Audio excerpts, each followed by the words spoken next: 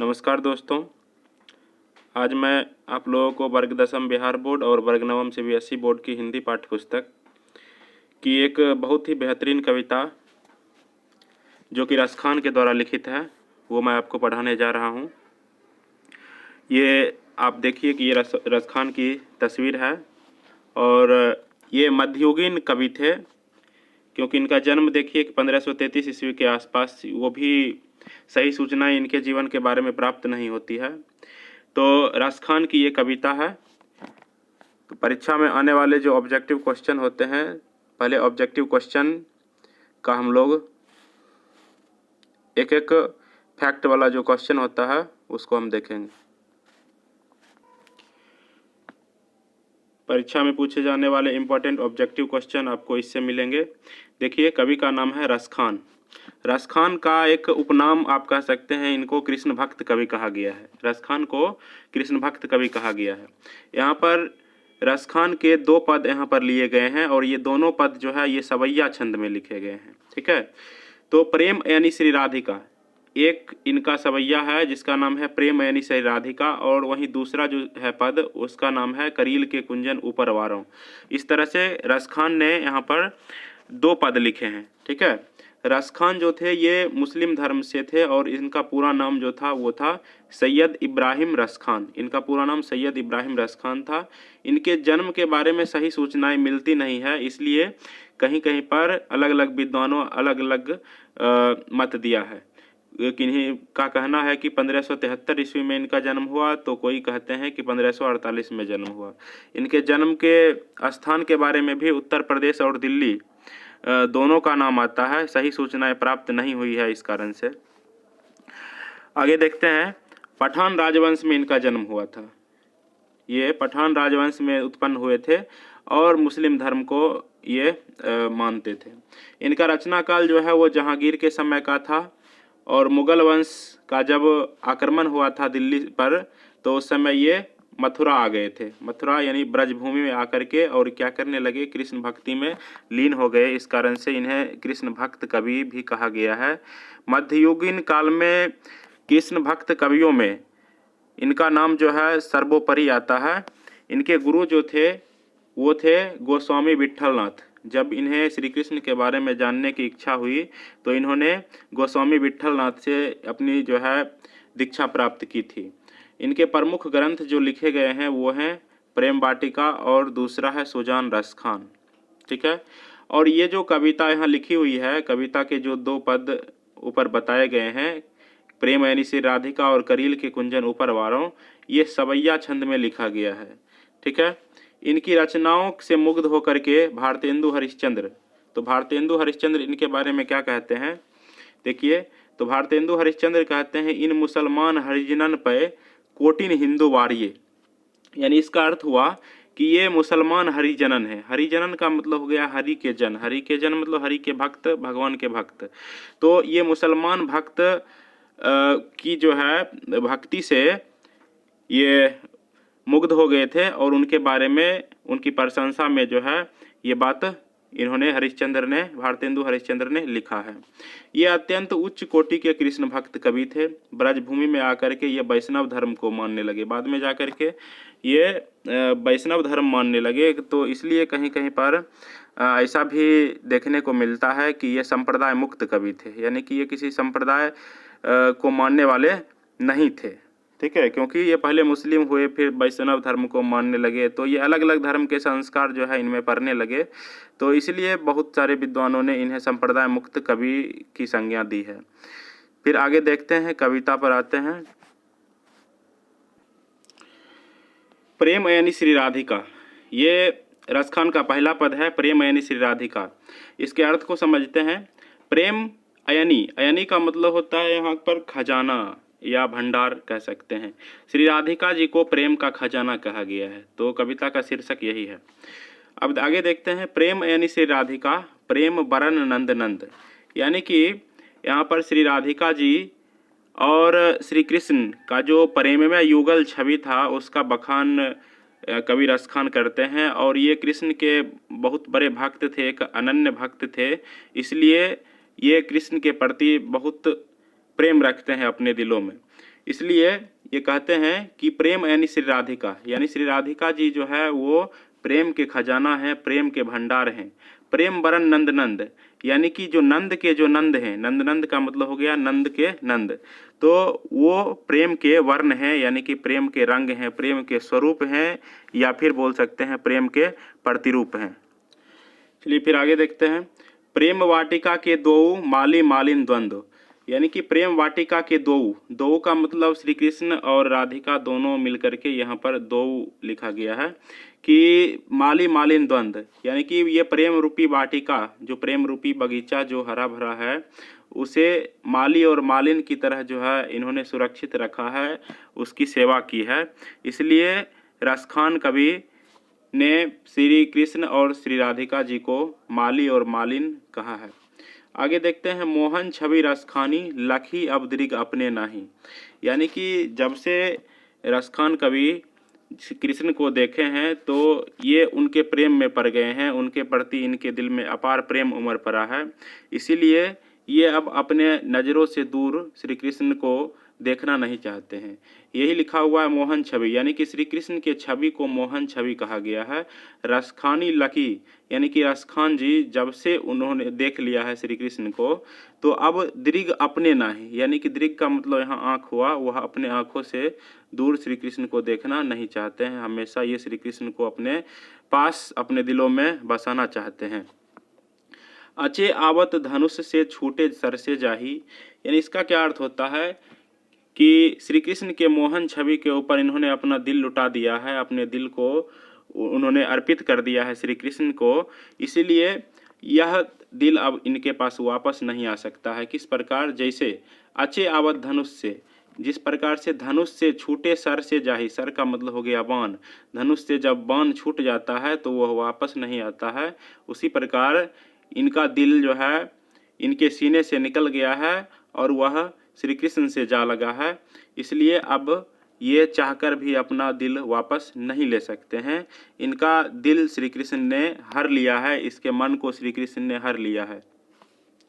आगे देखते हैं। मोमन मानिक ले गयो चिते चोर नंद नंद, ये बात रसखान कवि ने लिखा है, और रसखान कवि श्री कृष्ण के बारे में लिखे हैं चितई चोर। चितई चोर का मतलब चित्तचोर, चित्तचोर का मतलब हो गया मन को चुराने वाला, मन को हरने वाला। तो मोमन मानिक, यानी मन को मानिक कहा है।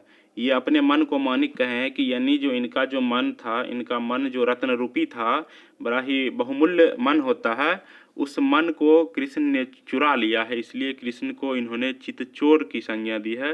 यानी श्री कृष्ण जो हैं, यानी नंद के नंद जो हैं, वो चित्तचोर हैं, क्योंकि उन्होंने इनके मन रूपी मन, इनके मानिक रूपी मन को हर लिया है, चुरा लिया है। अब ये बिना मन के हो गए हैं, इसलिए ये कहते हैं अब बेमन मैं क्या करूं परी फेर के फंद, यानी कि बिना मन के मैं अब क्या करूं यह मुझे समझ नहीं आ रहा है। इन्होंने अपना शुद्ध बुद्ध गवा बैठे हैं और ये क्या करें क्या ना करें, इन्हें कुछ समस्या का निदान हो ही नहीं रहा है। ठीक है, आगे देखते हैं कि प्रीतम नंद किशोर जा दीनते नैननी लाग्यो, यानी कि इनका जो है अब हमेशा बेताब रहता है दिल कि कब जो है श्री कृष्ण के को देखूं, श्री कृष्ण से मिलूं। तो श्री कृष्ण का दर्शन पाने को ये हमेशा बेताब रहते हैं। इन्हें जो है नींद आ रही है, ना इनके दिल में चैन है, तो ये हमेशा जो है इनका जो मन है वो बेकरार रहता है श्री कृष्ण को पाने के लिए, श्री कृष्ण के बारे में जानने, देखने, सुनने के लिए। तो श्री कृष्ण के प्रति जो इनका समर्पण भाव था, उस समर्पण भाव को इन्होंने उजागर किया है इस कविता के माध्यम से। और ये अंतिम पंक्ति में कहते हैं, मन पावन चितचोर पलक ओट नहीं करी सको, यानी कि इनके पवित्र मन को उस चितचोर ने हर लिया है, और अब वह इनका जो हरा हुआ मन है, इनका जो सीने से निकला हुआ दिल है, वह वापस नहीं आ सकता है। पलक ओट नहीं करी सको, और ये अपने पलक को बंद नहीं करना चाहते हैं, क्योंकि ये इनको लगता है, इन्हें आशंका है कि पलक बंद करने पर श्री कृष्ण जो है इनके आँखों से ओझल हो जाएंगे। इसीलिए ये अपने आँखों को बंद नहीं करना चाह रहे हैं। तो उस चित्तचोर ने, श्री कृष्ण को चित्तचोर कहा गया है, तो श्री कृष्ण ने इनके मन को हर लिया है। और ये अपने आँखों से दूर अब श्री कृष्ण को नहीं देखना चाहते हैं, इसीलिए लिखा हुआ है पलक ओट नहीं करी सको। ठीक है, तो इस तरह से इस कविता का जो सरलार्थ है वह यही था।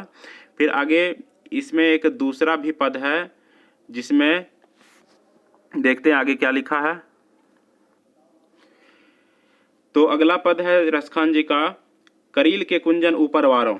करील के कुंजन ऊपर वारों, इस पद में है क्या, इसके बारे में समझते हैं। तो रसखान जी जिस प्रकार से श्री कृष्ण के बहुत बड़े भक्त थे, श्री कृष्ण के प्रति अपना समर्पण भाव को उजागर किए हैं, उसी प्रकार से श्री कृष्ण की जो तुच्छ से तुच्छ वस्तुएं थी, जो भी उपयोगी अनुपयोगी वस्तुएं थी, उस वस्तुओं से भी इनका बहुत अतिशय लगाव था। उनसे इनकी जो है गहरी आसक्ति थी। वो श्री कृष्ण की छोटी से छोटी चीज़ों पर ये वशीभूत हो जाते थे, और वो इस कविता के माध्यम से देखने को मिलता है। तो वो लिखते हैं कि या लकुटी अरु कामरिया पर राज तिहु पूर की तजी डारो। ठीक है, या लकुटी, लकुटी का मतलब होता है लाठी, लकुटी का मतलब हो गया लाठी, कामरिया का मतलब हो गया कंबल। ठीक है, या लकुटी अरु कामरिया पर राज तिहुपुर की तजी डारो, यानी कि ये श्री कृष्ण की छोटी सी लाठी और उनके कंबल पर ये राज तिहुपुर, यानी कि तिहु का मतलब होता है तीनों, पुर का मतलब हो गया तीनों लोक, यानी कि ये श्री कृष्ण की छोटी लाठी और उनके कंबल पर ये तीनों लोक को, ठीक है, तजी डारों, तजी डारों का मतलब हो गया न्यौछावर कर देना, त्याग देना, यानी कि ये श्री कृष्ण की छोटी सी लाठी और कंबल पर ये तीनों लोकों के राज को, राज का जो सुख होता है उस सुख को भी ये न्यौछावर कर देने की अपनी भावमयी जो उद्विग्नता है, अपनी भावमयी जो विमुखता है, उसको इन्होंने उजागर किया है। आगे देखते हैं कि आठहूँ सिद्धि नवोनिधि को सुख, नंद की गाय चराई विसारो। ठीक है, यानी कि इसका मतलब हो गया कि आठों सिद्धि और नवोनिधि का जो सुख होता है, यानी सुख का ये पौराणिक काल में जो है ये आठों सिद्धि और नौ निधि प्रकार का एक सुख होता था। तो उस सुख को भी ये नंद की गाय चरा करके ये विसार देंगे। विसारना का मतलब हो गया, विसारों का मतलब हो गया भुलाना, यानी कि अगर नंद का गाय चराने के लिए इन्हें मिल जाए, नंद का गाय अगर ये पा लेते हैं तो उसके आगे ये आठों सिद्धि और नवोनिधि के सुख को ये भुला देंगे। ठीक है, आगे देखते हैं कि रसखानी कबों इन आँखिन सौ ब्रज के बनवाग तराग निहारो, यानी कि रसखान जी अपनी नज़रें जो है बिछाए बैठे हुए हैं कि कब जो है रसखान के जो ब्रज के जो बनवाग हैं, जो तराग हैं, तराग का मतलब होता है तालाब, उसको निहारने का इन्हें अवसर मिलेगा। इसलिए ये ललायित हैं उसका दर्शन पाने के लिए। श्री कृष्ण के जो ब्रज है, ब्रज भूमि जो है, ब्रज भूमि का जो बनवाग है उसे देखने के लिए, ब्रज भूमि का जो तराग है, तराग का मतलब होता है तालाब, तालाब को देखने के लिए ये बेताब हैं और ये इंतज़ार किए हुए रहते हैं। इसलिए लिखा है रसखानी कबो इन आँखिन से, आँखिन का मतलब आँख, रसखान पता नहीं कब इन आँखों को श्री कृष्ण का बनबाग और तालाब को निहारने का मौका मिलेगा, इस बात की आस लगाए हुए श्री कृष्ण बैठे हैं, रसखान जी बैठे हैं। आगे देखते हैं, सबसे लास्ट लाइन है कि कोटिक रौ काल धौत के धाम करील के कुंजन ऊपर वारों। ठीक है, तो कविता का शीर्षक भी था, इस पद का शीर्षक था करील के कुंजन ऊपर वारों। इसका अर्थ भी समझ लेंगे यहाँ। कोटिक रव कालधौत, कोटिक का मतलब होता है करोड़ों, ठीक है, करोड़, और कालधौत का मतलब हो गया इंद्र के धाम, यानी कि इंद्र का धाम अगर इन्हें मिल जाए, इंद्र का जो बड़ा बड़ा धाम है उस धाम को अगर इन्हें प्रदान कर दिया जाए तो उस धाम को भी ये त्याग देंगे। ठीक है, करोड़ों धाम, अगर इंद्र का करोड़ों धाम इन्हें मिल जाए, इंद्र के करोड़ों धाम पर राज करो, तो ये उन्हें भी भुला देंगे, इंद्र के करोड़ों धाम को भी भुला देंगे। ठीक है, क्योंकि इन्हें श्री कृष्ण की तुच्छ से तुच्छ चीज़ें प्यारी है और इसलिए ये कहते हैं करील के कुंजन ऊपर वारों। ठीक है, करील का मतलब होता है एक प्रकार का वृक्ष है, एक प्रकार का एक कांटेदार झाड़ी है, और उस कांटेदार जो झाड़ी होता है उसके बगीचा को, कुंजन का मतलब बगीचा है, तो उस बगीचा का दर्शन पाने के लिए, उस बगीचा में विश्राम करने हेतु ये इंद्र के करोड़ों धाम का जो सुख होता है उस सुख को भी ये भुला देंगे, ठीक है, उसको भी ये न्योछावर कर देंगे। वारों का मतलब होता है न्योछावर कर देना, उसको त्याग देंगे, उसको ठुकरा देंगे, ठीक है। तो इस प्रकार से श्री कृष्ण की छोटी से छोटी जो चीज़ें थी उनके उपयोग की या फिर जो भी तुच्छ से तुच्छ चीज़ें थी उनसे इनका जो है बहुत गहरा लगाव था, और इसी लगाव और समर्पण को इन्होंने इस कविता के माध्यम से बतलाने का प्रयास किया है। अब इसके सारांश को भी हम बता देते हैं, दोनों पद का सारांश भी आगे देखने को मिलेगा। चलिए, उसके बाद पहला पद जो है प्रेम यानी श्री राधिका, प्रेम यानी श्री राधिका का सारांश देख लेते हैं। तो प्रेम यानी श्री राधिका में कृष्ण और राधा के प्रेम में रूप पर मुग्ध रसखान कवि कहते हैं कि राधा प्रेम का खजाना है और श्री कृष्ण अर्थात नंदलाल साक्षात प्रेम स्वरूप।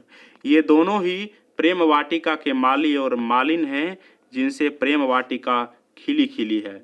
मोहन की छवि ऐसी है कि उसे देखकर कवि की दशा धनुष से छूटे तीर की तरह हो गई है, ठीक है। जैसे धनुष से छूटा हुआ तीर वापस नहीं होता, वैसे ही कवि का मन एक बार कृष्ण की ओर जाकर पुनः अन्यत्र नहीं जाता। कवि का मनमानिक चित्तचोर, यहाँ चित्तचोर होगा, चित्तचोर श्री कृष्ण ने चुरा लिया है। अब बिना मन के वह फंदे में फंस गया है। वस्तुतः जिस दिन से प्रिय नंद किशोर की छवि देख ली है, यह चोर मन बराबर उनकी ओर ही लगा हुआ रहता है। यानी कि श्री कृष्ण के प्रति जो इनके दिल में जो अगाध प्रेम जो है, जो अपार प्रेम जो है, उस प्रेम को इन्होंने आलोकित करने का काम किया है इस कविता के माध्यम से। फिर एक इनका दूसरा भी पद है, उस पद को देखते हैं। इनका दूसरा पद है करील के कुंजन ऊपर बारों। तो करील के कुंजन ऊपर बारों यानी कि श्री कृष्ण के जो बगीचे हैं, जो कांटेदार झाड़ी वाले बगीचे हैं, उसके ऊपर ये सब कुछ न्यौछावर कर देने की बात करते हैं। तो इसमें ये क्या कहते हैं, तो ये एक प्रकार का सवैया है। इस सवैया में कवि रसखान की श्री कृष्ण पर मुग्धता और उनकी एक एक वस्तु पर, ब्रजभूमि पर अपना सर्वस्व क्या तीनों लोक न्यौछावर करने की भावमयी उत्कंठा और उद्विग्नता के दर्शन होते हैं। रसखान कहते हैं, श्री कृष्ण जिस लकुटी से, लकुटी का माने लाठी से गाय चराने जाते हैं और जो कंबल ले जाते हैं, अगर मुझे मिल जाए तो मैं तीनों लोक का राज्य छोड़कर उन्हें ही लेकर मैं रम जाऊं। अर्थात आगे देखते हैं कि अगर ये हासिल ना हो, केवल नंद बाबा की जो गाय है वो गाय ही चराने को मिल जाए, तो 8 सिद्धियों और 9 निधि को ये छोड़ दूं। कवि को श्री कृष्ण और उनकी त्यागी हुई वस्तु ही प्यारी नहीं है, वह उनकी क्रीड़ा भूमि ब्रज पर भी मुग्ध हैं। यानी कि श्री कृष्ण का जन्म जहाँ हुआ था, श्री कृष्ण की जो भूमि थी, श्री कृष्ण का लगाव की जो भूमि थी यानी ब्रज भूमि, उस पर भी ये मुग्ध हैं। और वो आगे कहते हैं कि और तो और संयोग बस मुझे ब्रज के जंगल और बाग और वहाँ के घाट तथा करील के कुंज, करील के कुंज का मतलब हो गया वही कांटेदार जो झाड़ी होती थी उसके जो बगीचे होते थे, जहाँ वे लीला करते थे, जहाँ वे लीला करते थे, उनके ही दर्शन अगर मिल जाए, उनके ही दर्शन अगर हो जाए, तो सैकड़ों इंद्रलोक उन पर न्यौछावर कर दूं। यानी कि यहाँ सैकड़ों नहीं, यहाँ करोड़ों होना चाहिए। तो करोड़ों इंद्र के धाम जो है उस पर न्यौछावर कर देने की बात करते हैं। रसखान की यह अत्यंत समर्पण भावना और विदग्धता भक्ति काव्य की अमूल्य निधियों में है। यानी कि श्री कृष्ण के ये एक अनन्य भक्त थे। इनके जैसा कोई मुस्लिम, खासकर मुस्लिम जो कवि हुए, उनमें इनके जैसा कोई भक्त हुआ ही नहीं। तो इनका जो समर्पण भाव और जो भक्ति भावना थी, ठीक है, तो उसे इन्होंने उजागर किया है। अब इसके कुछ शब्दार्थ हैं, उस शब्दार्थ को देख लेते हैं। तो शब्द निधि में है अयनी। अयनी का मतलब होता है गृह या खजाना। वरण का मतलब हो गया रंग। दीर्घ का मतलब आँख। अचे मतलब खींचे। सर का मतलब वान। मानिक का मतलब हो गया मानिक, रत्न विशेष। चितई का मतलब हो गया देख कर। लकुटी का मतलब हो गया छोटी लाठी। फिर कामरिया का मतलब होता है कंबल या कंबली। और तिहुपुर का मतलब हो गया तीनों लोक। विसारों का मतलब विस्मृत कर दूं या भुला दूं। तराग का मतलब तालाब। कोटिक का मतलब करोड़ों। कालधौत का मतलब इंद्र। वारों का मतलब न्योछावर कर दूं, कुंजन का मतलब बगीचा। वीडियो समाप्त हुआ। अगर वीडियो अच्छा लगे तो इसे अपने दोस्तों के साथ शेयर ज़रूर करें। धन्यवाद।